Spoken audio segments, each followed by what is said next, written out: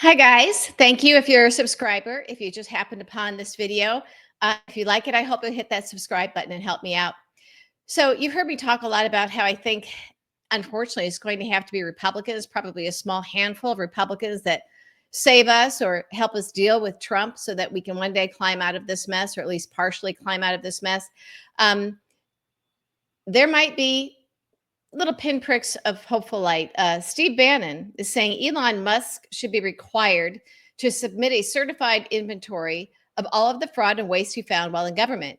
And there should be full disclosure of any non government um, entities or people who got information that they aren't supposed to, like our data. So that's Steve Bannon, because we know they have this feud. But here's the thing. Um, I have a way out for Republicans. Now, hear me out. I'm a strategist and I'm a former Republican. I worked on Capitol Hill, as you all know. I've said that many times. For those of you who are new, guess what? Yeah, I have a background in this stuff. So I think that every authorizing committee in Congress has an oversight subcommittee. And when I worked on one of the committees, I was one of those Rhino Republicans working for one of the Rhino committees, the House Education Workforce Committee, Labor Committee. And we had an oversight subcommittee. Now, one of the things that we were running up against is that in order to win the House majority, Newt Gingrich had to build a coalition. And one of the coalition members was the family groups, as we called them, the evangelicals, which are now these far right-wing religious nutcases, right? They had a seat at the table, which was annoying. And at that time, it was just annoying. And I was like, why do I have to sit here with Ginny Thomas, that type of thing at these meetings?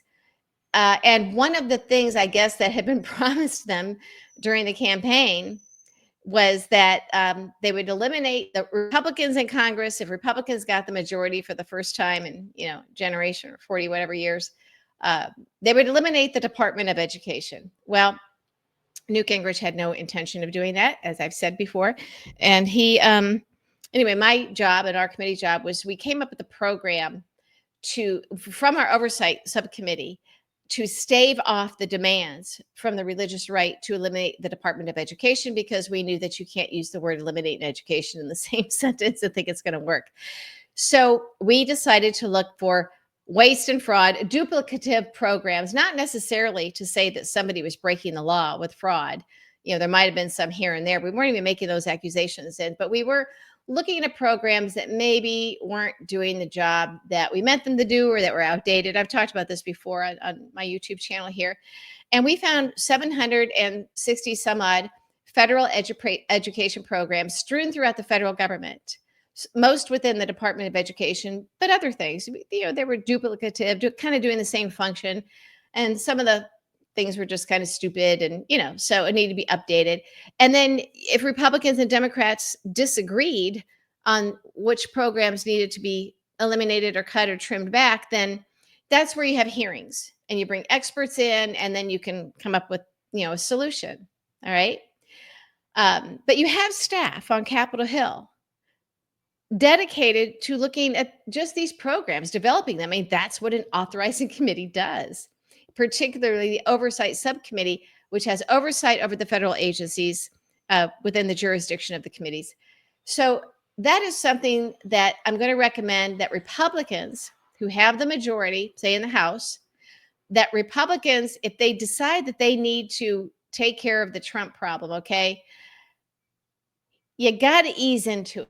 And you're going to have to bring MAGA along slowly, or at least Trump voters who maybe aren't the cult, that red hat wearing toothless idiots at the rallies, that type. But people who access only Fox News, they get their news, that type of thing. People who maybe still have a brain.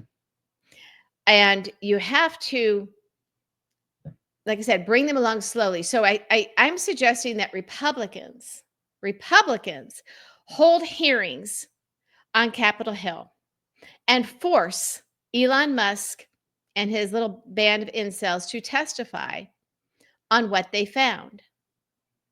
To testify, that'll get all the TV coverage.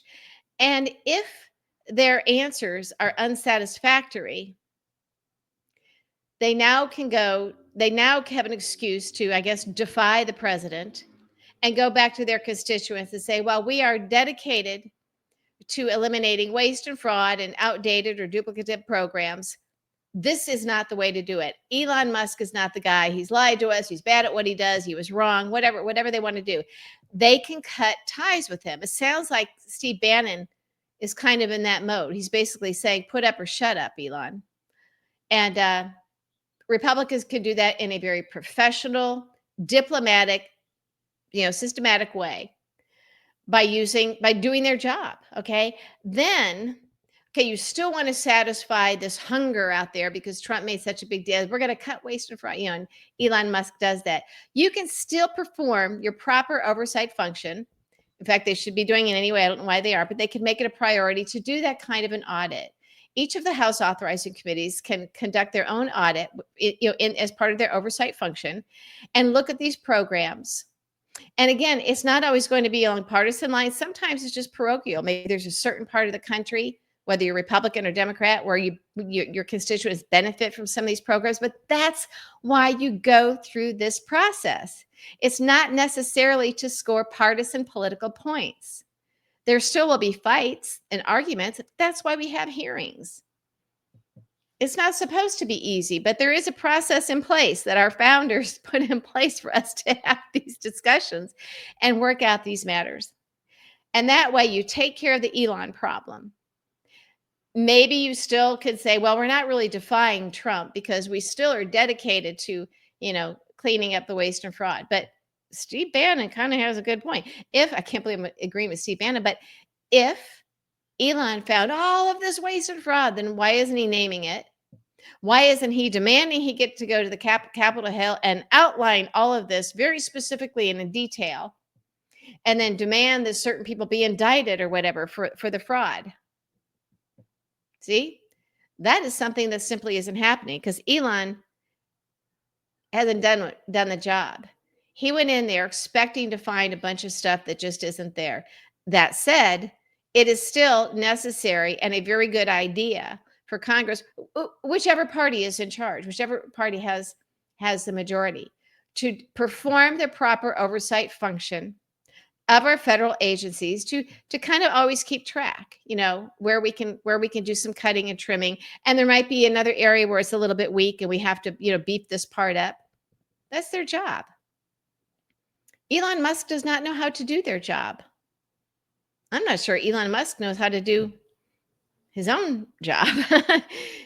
Tesla is kind of a mess and Twitter's been kind of a mess and Elon Musk himself is kind of a mess.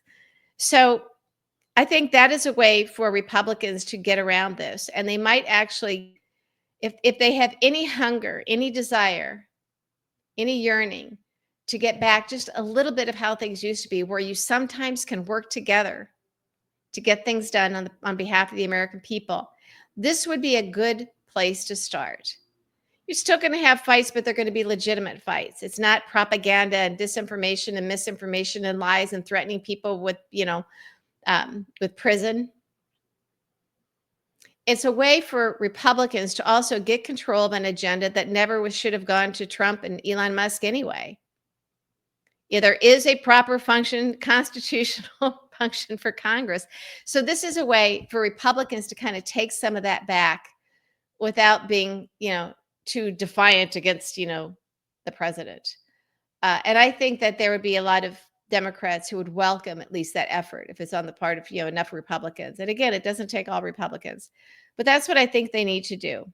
There is a way to fulfill that desire and that promise to your voters to look at all the federal programs that, taxpayers are paying for and see if they're all working properly. If some aren't, some need to go.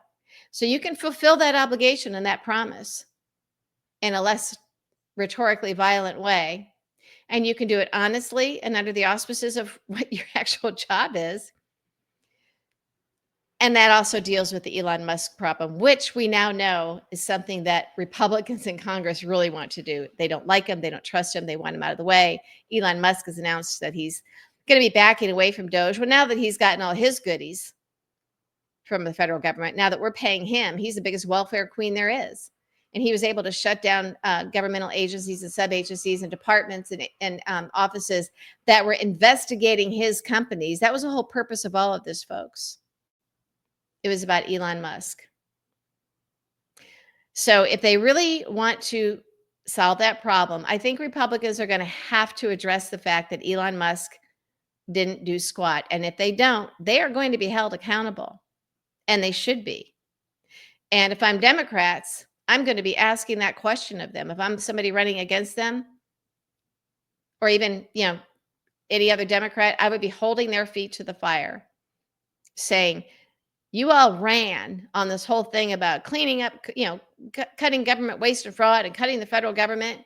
And then Elon Musk goes out there with a bunch of lies and disinformation and mistakes and just sort of slinks away. And you all are fine with that. So that's how Democrats hold Republicans accountable.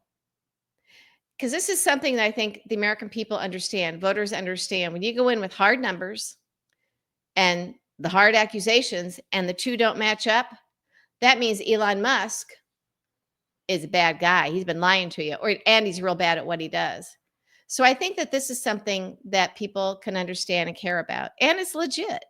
It's very legit. And it also puts Trump in a position where he's got to cut Elon Musk and a few other people loose, which we know he'll do. Trump has no loyalty to anybody. He's a narcissist. He has absolutely no loyalty. He doesn't care. It's all about Trump. So that way we get rid of Elon Musk. And you know what? If we show that our activism can get results like that, we can do it again. I think this is something that's a win-win for everybody. And again, then we're not talking about stupid crap that Congress has no business even getting involved in. We're getting down to the very heart of what Congress is supposed to be doing with regard to the purse strings. And it forces Trump to start paying attention to the things that he's supposed to be paying attention to. So that's my 2 cents worth. Drill down hard on what Elon is doing. I think Republicans really want to do that. So that's my advice to Republicans. My advice to Democrats is make Republicans do it. You can run on it. That's how you control the narrative. So I don't think we should be letting this one go. So I'd appreciate your thoughts on this in the comments. Thanks.